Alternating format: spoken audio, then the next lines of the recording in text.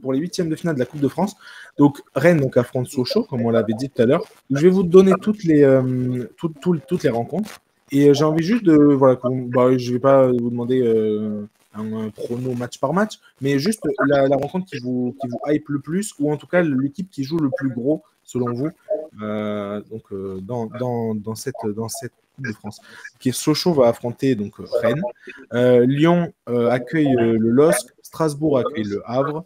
Le vainqueur de Montpellier ou Feyenoord donc, accueille Nice. Le Puy contre Laval, Saint-Priest Valenciennes, Paris contre Brest et Rouen, donc l'équipe qui avait éliminé le vainqueur le précédent vainqueur, le tenant du titre Toulouse, affronte Monaco. Voici les huitièmes de finale de Coupe de France. Pour toi, Hugo, quel club joue le plus gros dans cette Coupe de France? Pour moi, ce qui joue le plus gros et aussi le match que j'ai un peu le plus envie de voir, c'est ce Lyon-Lille. Et pour moi, c'est l'OL qui joue très gros. C'est clairement l'occasion de sauver ta saison, cette Coupe de France. Donc clairement, avec le bon recrutement qu'ils sont en train de faire, et enfin le recrutement intéressant en tout cas qu'ils sont en train de faire, et c'est loin d'être terminé, je pense. Et donc voilà, si tu arrives à éliminer Lille, qui pour moi est un très gros prétendant au titre, tu t'ouvres la voie à potentiellement aller en finale. Et enfin voilà, après tout dépendra des tirages par la suite. Mais si tu élimines ce LOSC, tu élimines un des plus gros concurrents au titre. Sans parler du Paris Saint-Germain, bien sûr.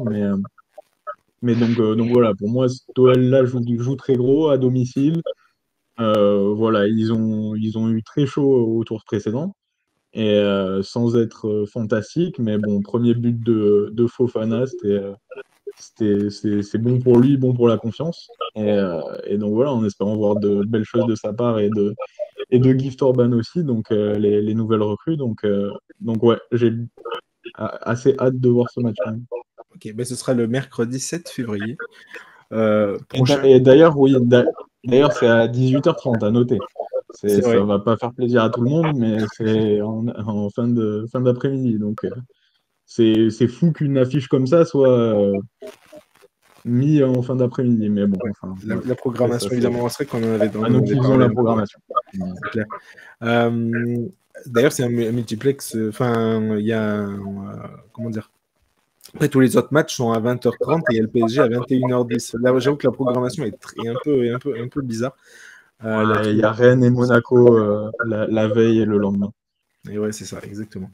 David, donc de ton côté, toi, pareil, même question. Quel club joue le plus gros? Ou en tout cas, si pareil, si tu dis Lyon, mais quelle affiche te fait le plus envie Alors, l'affiche la plus intéressante, c'est Lyon-Lille, je suis d'accord, parce que Lyon joue sa saison, mais Lille aussi. Parce que Lille en Ligue 1, c'est un peu largué, hein, c'est 5e, donc ça joue plus le titre. Ça joue à peine la Ligue des Champions, donc là, Lille, ils vont jouer la coupe à fond, à mon avis. Et pour la même raison, je vais dire Monaco. Alors bon, l'affiche est pas très alléchante, Rouen-Monaco, mais Monaco, c'est pareil, ça joue plus le titre en Ligue 1, et ça va jouer la coupe à fond. Donc deux équipes qui ont beaucoup à perdre et pas mal à gagner aussi, parce que si tu passes ces tours-là, c'est vrai qu'après, t'as un boulevard jusqu'en finale. Enfin, après, à un moment donné, il y en a un qui va tomber sur le PSG, évidemment, mais c'est celui qui aura le PSG, il aura sa chance de gagner la Coupe de France, quoi, s'il va le PSG sur un match.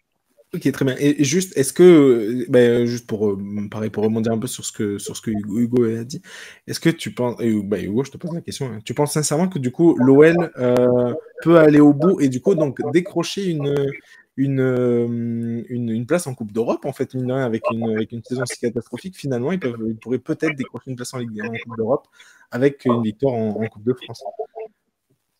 De toute façon, c'est ce qu'il faut espérer, hein, clairement. Il y a pas, il faut jouer ça et certes, il faut assurer le maintien en Ligue 1, mais voilà, la lutte sera assez rude, donc je pense que beaucoup d'équipes vont perdre des points et si l'OL retrouve un peu de stabilité, ça devrait pas poser tant de problèmes que ça. Mais ouais, il faut clairement jouer le coup à fond en Coupe de France et oui, dans les équipes qu'il y en a beaucoup qui jouent mieux cette saison que l'OL, hein, que ça soit aussi, on n'a pas parlé de Brest, mais il faudra faire attention pour le PSG, hein, face à cette très belle équipe de Brest. Mais voilà, même Rennes, ils ont beaucoup à jouer avec cette Coupe de France, donc voilà, mais ouais, clairement, je pense que l'OL fait partie des prétendants et doit l'aborder comme ça, en tout cas, c'est ce qu'ils doivent se dire et voilà, et peut-être créer un exploit et ça effacerait pas toute la saison calamiteuse de l'OL, mais Ah, ça permettrait de relancer une très bonne dynamique, quoi. s'il se qualifie en quart en éliminant Lille, c'est déjà un joli Déjà très fort. redorement de blason. C'est clair. Ouais. Et C'est après, clair. Ouais. tu as 3 matchs pour gagner une coupe. Donc, tu as quart, demi et finale pour gagner une Coupe de France. Effectivement, là, après, il n'y a plus que ça, il y a plus que ça à faire, quoi. Il n'y a plus que ça à regarder.